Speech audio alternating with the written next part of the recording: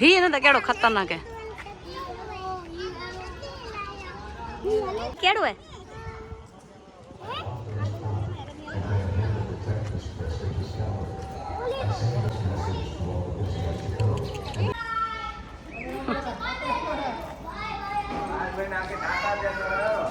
Ironman जो तो डाची permission ना है नो एंट्री है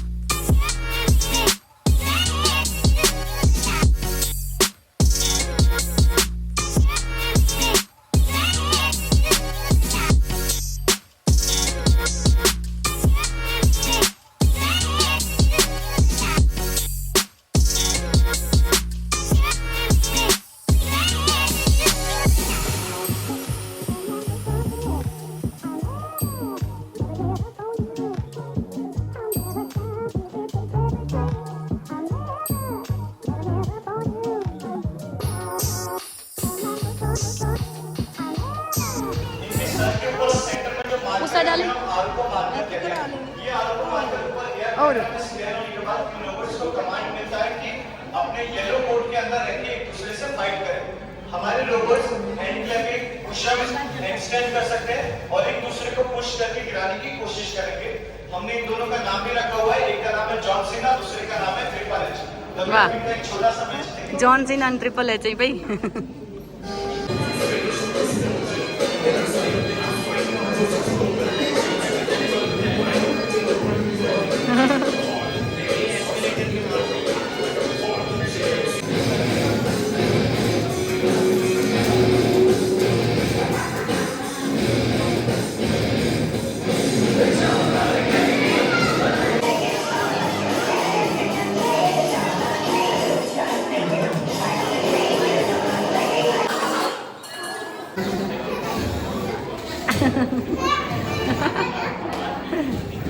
दाढ़ी दाढ़ी ले दाढ़ी ले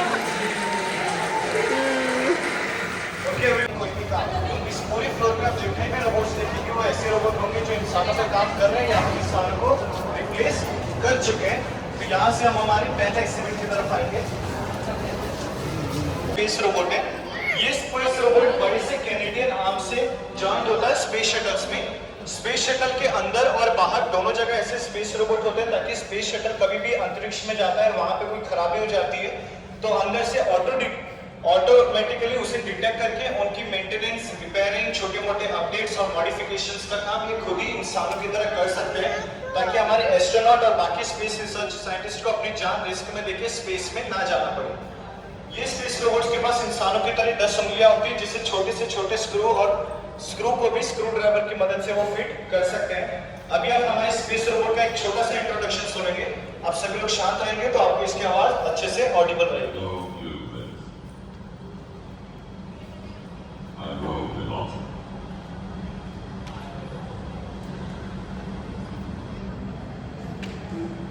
आप स्क्रीन पे देख सकते हैं कि ऐसे रोबोट्स का कहाँ यूज हो रहा है और कैसे दिखते हैं। And blue space lost so that humans don't have to risk their lives in space.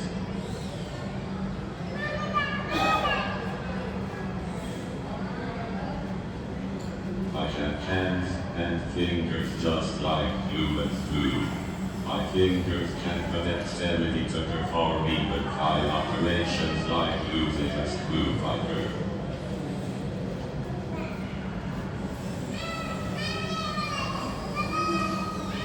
It's good to see you all. Have a great day ahead.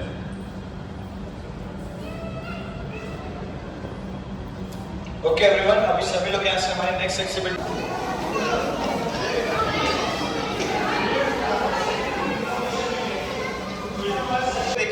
ये ड्रोन्स बेसिकली उसी की तरह सिर्फ ऊपर चढ़ते हैं और नीचे उतर जाते हैं।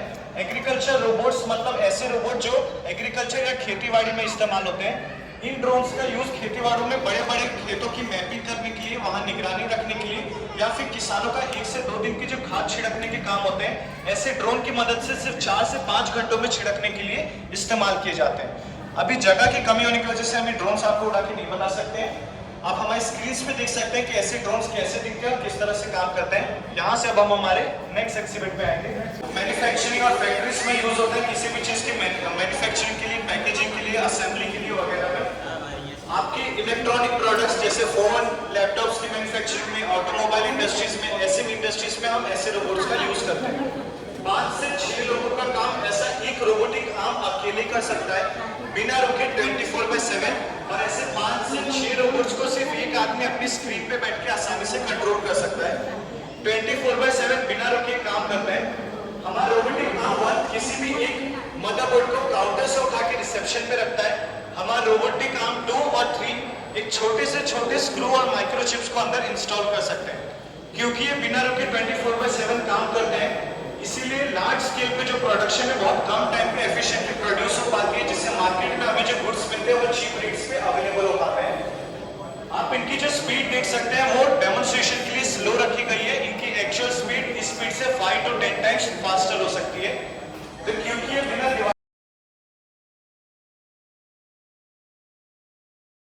तो ऐसे अगर हम घरों के कामों को किसी रोबोट्स को करने को देते हैं, उन्हें हम डोमेस्टिक रोबोट कहते हैं, जो हमारे सेक्शन का नाम है। डोमेस्टिक रोबोट का मतलब ऐसे रोबोट जो घरेलू कामों को आसानी से कर सके। डोमेस्टिक रोबोट में हमारे पास फ्लोर क्लीनिंग रोबोट्स के एग्जांपल है।